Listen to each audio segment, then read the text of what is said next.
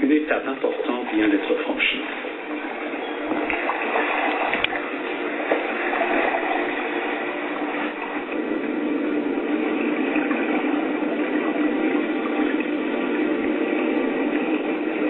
Keiko se familiarise maintenant avec la porte qui est insérée dans un filet placé dans l'enclos. Il s'entraîne ainsi en toute sécurité.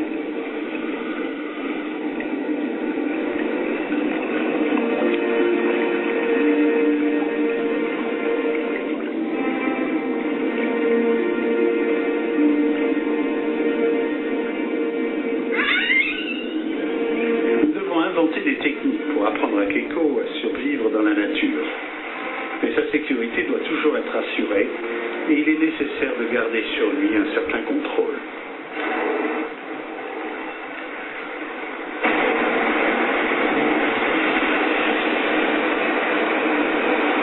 Et bientôt, c'est notre propre sécurité qui est en jeu. Les tempêtes de l'Atlantique Nord se déchaînent avec des vents de 180 km/h qui soulèvent des vagues de 20 mètres de haut.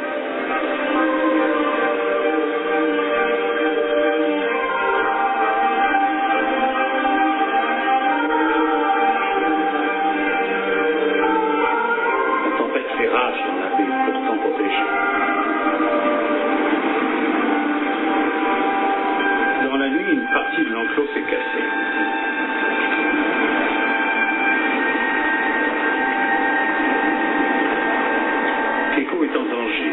Il pourrait se prendre dans le filet déchiré et se noyer.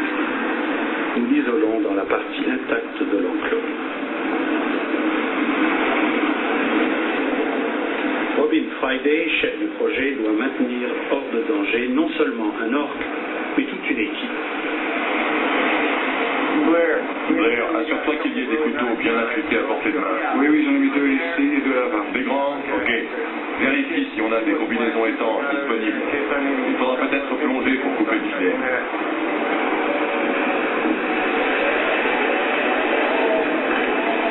Robin me contacte en urgence. Nous ne sommes pas loin de prendre des décisions difficiles. Les bateaux de sauvetage sont là, au cas où nous serions obligés d'abandonner l'enclos et de couper le filet. C'est grave. On risque de perdre tout l'enclos.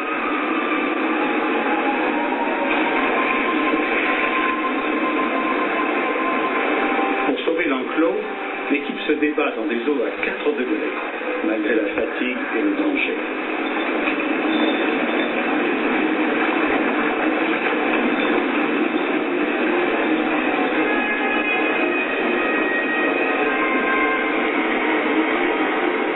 Keiko, lui, est serein.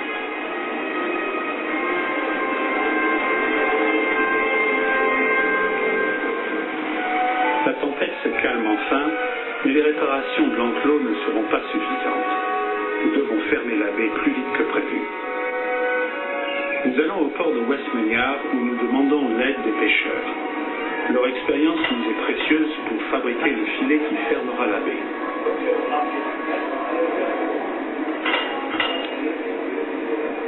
Il sera ancré sur le fond avec des centaines de mètres de chaîne, dont chaque maillon pèse 250 kg.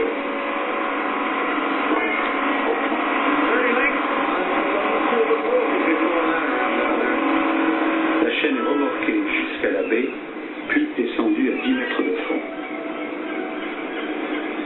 Pendant ce temps, l'équipe entraîne Keiko qui dispose d'un espace restreint.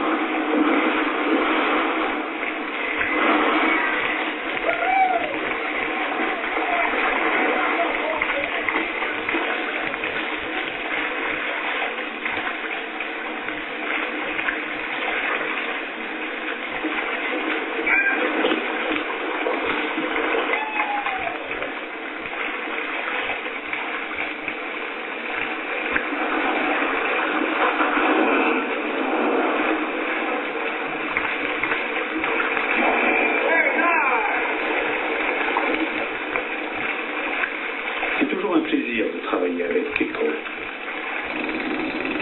Par contre, la tâche est pénible pour le reste de l'équipe qui installe le filet malgré le mauvais temps.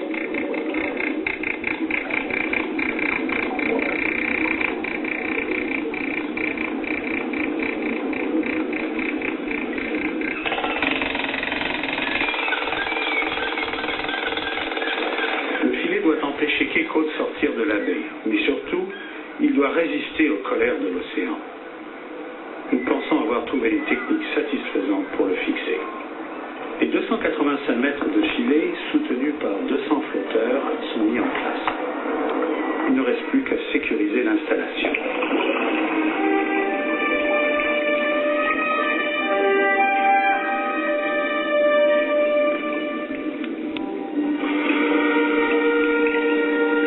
Notre travail est désormais plus facile. Il faut insérer la porte dans le filet.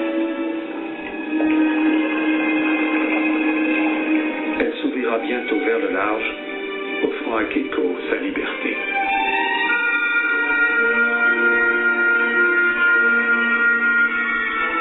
En attendant ce moment, Keiko disposera de toute la baie, un domaine 20 fois plus vaste que son enclos.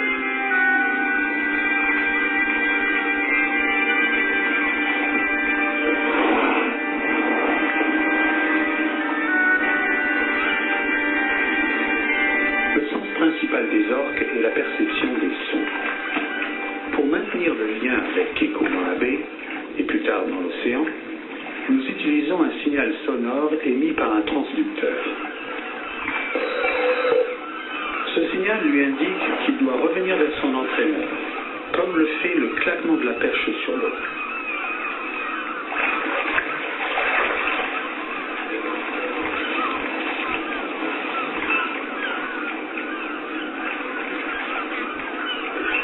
Après tant d'années en captivité, cet animal n'est plus lié à nous que par un fil sonore.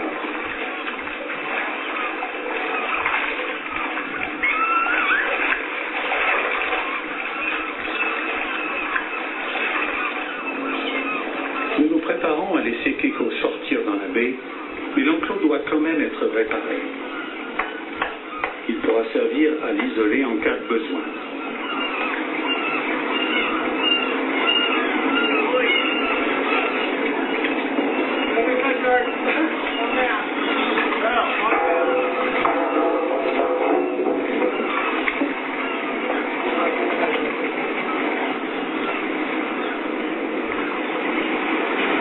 Tout est en place pour que Keiko prenne possession de son nouvel univers. Sous ce calme apparent, je devine les fureurs à venir de l'océan, tandis que les îles du Grand Nord sombrent lentement dans la longue nuit hivernale.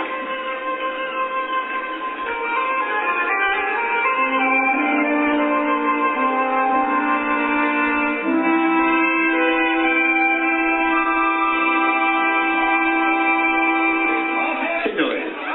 En Islande, les hommes savent éclairer les longues et froides nuits d'hiver. Père Noël et trolls sont célébrés pendant 2 semaines de festivités et les nuits sont illuminées par les feux de joie.